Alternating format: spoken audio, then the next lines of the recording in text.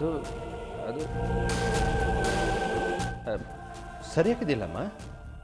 ರಾಜಕೀಯದ ತಂತ್ರ ಕುತಂತ್ರ ತನಿಗಳನ್ನೇ ನಿದ್ರೆಯಲ್ಲಿ ಗಮನಿಸೋಳು ನಾನು. ನೀನು ನಾನೆತ್ತ ಮಗ, ನಿಂದನಿ ಬದಲಾದ್ರೆ ನನಗೆ ಗೊತ್ತಾಗಕ್ಕಿಲ್ವೇನ್ಲ? ಏನಾಯ್ತು ಹೇಳು. ಏನಿಲ್ಲಮ್ಮ, ನಾನು ಬರ್ತೀನಿ ಬಿಡು. ಯಾಕ್ಲಾ? ಈ ಕೇಸ್ನಿಂದ ಹೆಂಗ್ ತಪ್ಪಿಸ್ಕೊಳ್ಳೋದು ಅಂತ ತಲೆ ಕೆಡ್ಸ್ಕೊಂಡು ಕುಂತಿದೀಯಾ? ಹೆದರ್ಕಬೇಡ, ನಿಮ್ಮವ್ವ ನಾನಿವ್ನಿ. ನೀನು ಎಂಥ ಸುಳಿಗೆ ಸಿಕ್ಕಾಕೊಂಡ್ರು ನಿನ್ನನ್ನು ಕಾಪಾಡ್ಕೊಂಡು ಬರೋ ತಾಕತ್ತು ಈ ದೇವನಹಳ್ಳಿ ದೇವಮ್ಮಂಗೆ ಐತೆ.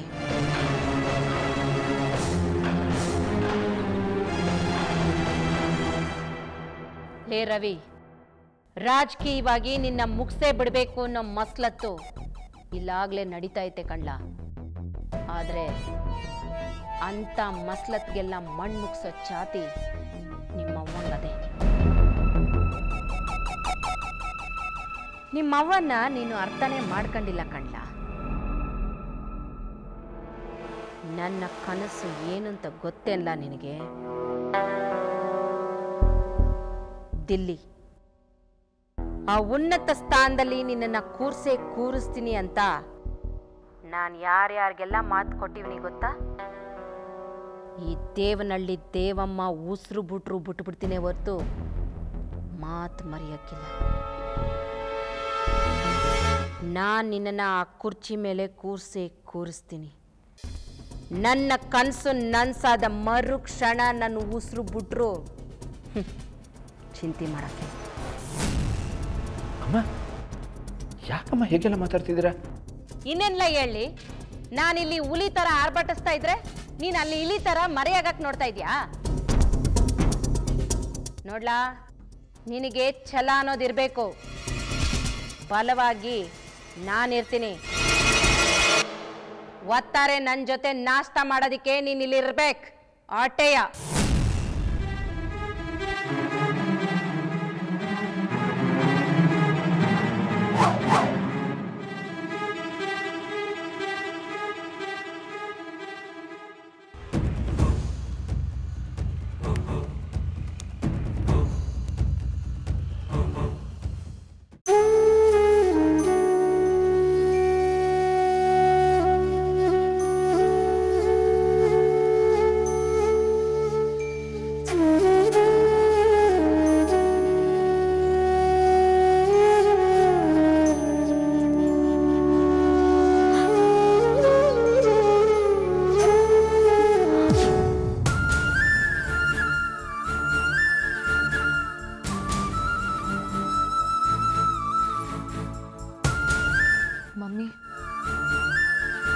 ನೀವು ಹೇಳ್ದಂಗೆ SP ಅವ್ರ ಹತ್ರ ಮಾತಾಡಿದ್ರು ಏನೂ ಪ್ರಯೋಜನನೇ ಆಗಲಿಲ್ಲ. ಹೌದು ಅಂಜು, ಅದೇ ನನಗೂ ಗೊತ್ತಾಗ್ತಿಲ್ಲ. ಅಲ್ಲ ಮಮ್ಮಿ, ಅಂಜು ನಮಗೆ ಇನ್ಫಾರ್ಮೇಷನ್ನೇ ಕೊಡದೆ USA ಹೋಗಿ ಸುದ್ದಿ ಇಲ್ದಂಗೆ ಆದ್ಲು. ಆದರೆ ಸೂರಜ್ ಇನ್ಫಾರ್ಮೇಷನ್ ಕೊಟ್ಟೆ ಸಕಲೇಶ್ಪುರಕ್ಕೆ ಹೋದ. ಇವಾಗ ಅವನ ಸುದ್ದಿನೂ ಇಲ್ಲ. ಮಂಜು ಬಗ್ಗೆ ನನಗೆ ಚಿಂತೆ ಇಲ್ಲ ಅಂಜು, ಯಾಕಂದರೆ ಅವಳು ಹೋಗಿರೋದು ವಿದೇಶಕ್ಕೆ ಅಂತ ನಮಗೆ ಗೊತ್ತಾಗಿದೆ. ಆ ಇನ್ಫಾರ್ಮೇಷನ್ ನಮಗೆ ಸಿಕ್ಕಿದೆ. ಆದರೆ ಸೂರಜ್ ಇಲ್ಲೇ ಹತ್ತಿರದಲ್ಲಿ ಹೋಗಿದ್ದಾನೆ, ಅವನ ಬಗ್ಗೆ ಸುದ್ದಿನೇ ಇಲ್ಲ ಅಂದರೆ ನನಗೂ ಅದೇ ಟೆನ್ಷನ್ ಆಗ್ತಿರೋದು ಮಮ್ಮಿ. ಅಂಜು, ನೀನು ಹೇಳ್ದಾಗೆ ಮಾಡೋಣ ಅಂತ ಡಿಸೈಡ್ ಮಾಡಿದ್ದೀನಿ. ಏನಂತ ಮಮ್ಮಿ? ಸಕಲೇಶ್ಪುರಕ್ಕೆ ಹೋಗೋಣ ಅಂತ.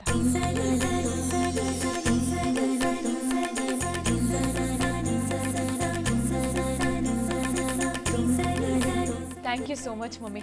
ಹೋಗೋಣ? ಹೋಗೋಣ ಅಲ್ಲ, ಹೋಗ್ತೀನಿ.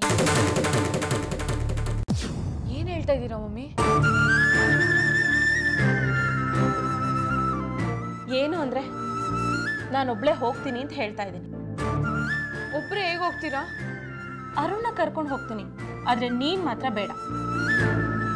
ಇಲ್ಲ ಮಮ್ಮಿ, ನಾನು ನಿಮ್ಮ ಜೊತೆ ಬರ್ತೀನಿ ಪ್ಲೀಸ್.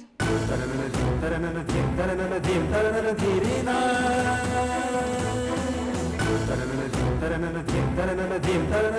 ಅಂಜು ನಾನೇನು ವಾರಗಟ್ಲೆ ದಿನಗಟ್ಲೆ ಹೋಗ್ತಾ ಇದ್ದೀನ 5 hours ಅಷ್ಟೇ.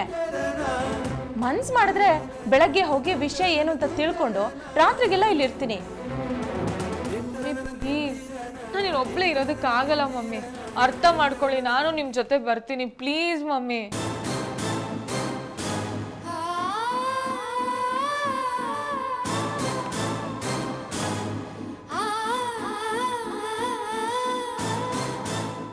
ನೀನು ನಮ್ಮನ್ನು ಅರ್ಥ ಮಾಡ್ಕೊಮ್ಮ. ನಿನ್ನ ಹೊಟ್ಟೆಲಿರೋ ಈ ಮಗು ನಮ್ಮ ಎಲ್ಲರ ಕನಸು, ಹೊಸ ಬೆಳಕು. ಈ ಮಗುವಿನ ನಗುಗೋಸ್ಕರ ನಾವೆಲ್ಲರೂ ಕಾಯ್ತಾ ಇದ್ದೀವಿ.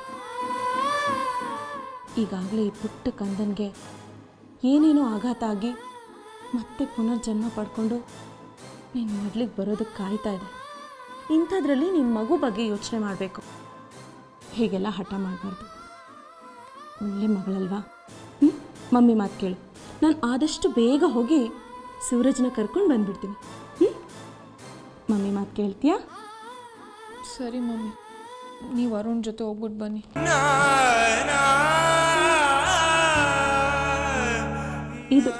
ಇದು ಅಂಜು ಅಂದ್ರೆ that's like A good girl.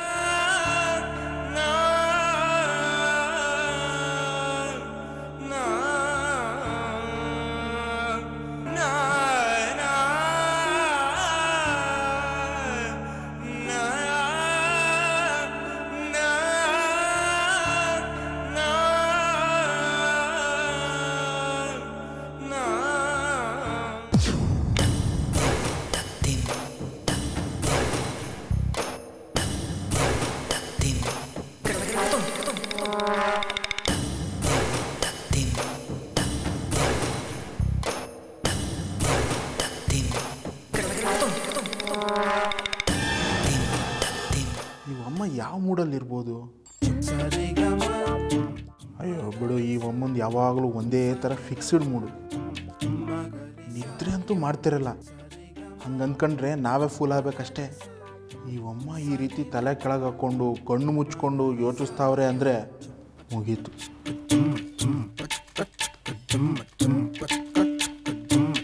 ಸರಿ, ನಾನು ಆಮೇಲೆ ಬಂದ್ರೇ ಒಳ್ಳೇದು. ಲೇ ಕಮಂಗಿ, ಏನು ಮೇಡಮ್? ಯಾಕ್ಲಾ ಬಂದೆ? ಏನಿಸ್ಯ? ಮೇಡಮ್ ಅದು ಏನಿಲ್ಲ ಮೇಡಮ್, ಸುಮ್ಮನೆ ಬಂದೆ ಅಷ್ಟೇ. ನೀವು ನಿದ್ದೆ ಮಾಡ್ತಿದ್ರಲ್ಲ, ಅಲ್ಲಲ್ಲ ಏನೋ ಯೋಚನೆ ಮಾಡ್ತಿದ್ರಲ್ಲ, ಅದಕ್ಕೆ ಆಮೇಲೆ ಬರೋಣ ಅಂತ ಹೋಗ್ತಿದ್ದೆ.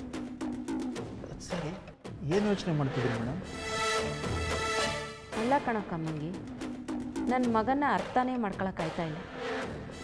ನಾನು ಬಗೆಯಾಗಿ ಹೇಳಿ ನೋಡಿದೆ, ಬೇಗ ಬಂದ್ಬಿಡು ಮಗ, ಬೇಗ ಬಂದ್ಬಿಡು ಅಂತ. ಆದರೆ ಈಟೊತ್ತಾದರೂ ಬರಲಿಲ್ಲ.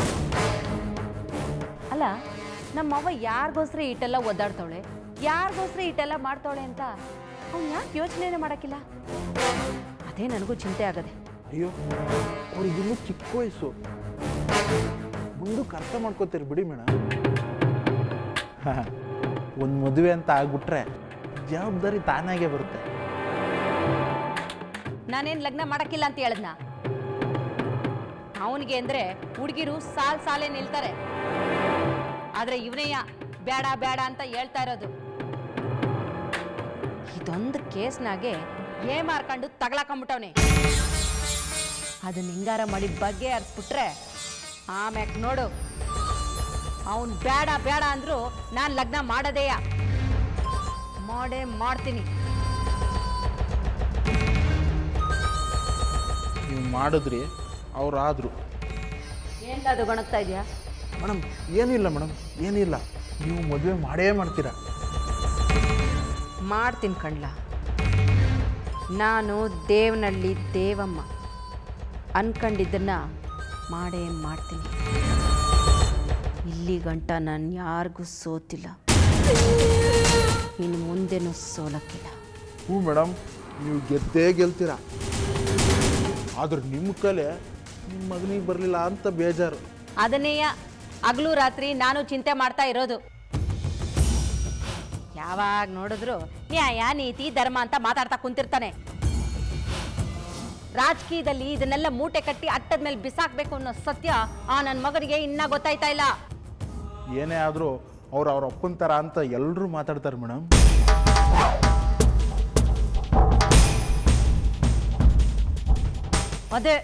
ಅದನ್ನೇ ಬೇಡ ಅಂತ ಹೇಳ್ತಾ ಇರೋದು. ನನ್ನ ಮಗ ನನ್ನ ಥರನೇ ಆಗಬೇಕು. ನಾನು ಹೌದು ಅಂದರೆ ಅವನು ಹೌದು ಅಂತಾನೆ ಹೇಳಬೇಕು. ದೇವನಹಳ್ಳಿ ದೇವಮ್ಮನ ಮಗ ರಾಜಕೀಯ ಚಕ್ರವರ್ತಿ ಆಗಬೇಕು. ಅದೇ ನನ್ನ ಆಸೆ. ಮಾಡ್ತೀನಿ. ಹೌದಾ ಮೇಡಮ್? ಹೊರಗಡೆ ಎಲ್ಲರೂ ಕಾಯ್ತಾ ಇದ್ದಾರೆ ಮೇಡಮ್. ಎಲ್ಲರೂ ರವಿರಾಜ್ ಸರ್ ಎಲ್ಲಿ ಅಂತ ಕೇಳ್ತಾ ಇದ್ದಾರೆ ಮೇಡಮ್. ರವಿರಾಜ್ ಸರ್ ಬರಲ್ವಾ ಮೇಡಮ್? ಅವನಿಲ್ಲ ಅಂದರೆ ಏನಂತೆ? ನಾನಿಲ್ವಾ? ನಾನು ಬರ್ತೀನಿ, ಹೋಗು. ಸರಿ ಮೇಡಮ್. ಎಂತೆಂಥವರು ನನ್ನ ಮುಂದೆ ಕೋಲೆ ಬಸವಂತರ ತಲೆ ಅಲ್ಲಾಡ್ಸ್ಕೊಂಡು ಕುಂತಿರ್ತಾರೆ. ಆದರೆ ಈ ನನ್ನ ಮಗ ಯಾಕೆ ನನ್ನ ಮಾತನ್ನ ಕೇಳೋಕ್ಕಿಲ್ಲ ಅಂತಾನೆ? ಅವನಿಗೆ ನನ್ನ ಬೆಲೆ ಈಗ ಅರ್ಥ ಆಗೋಕ್ಕಿಲ್ಲ. ಹೋಯ್ತಾ ಎಲ್ಲ ಅರ್ಥ ಆಯ್ತದೆ.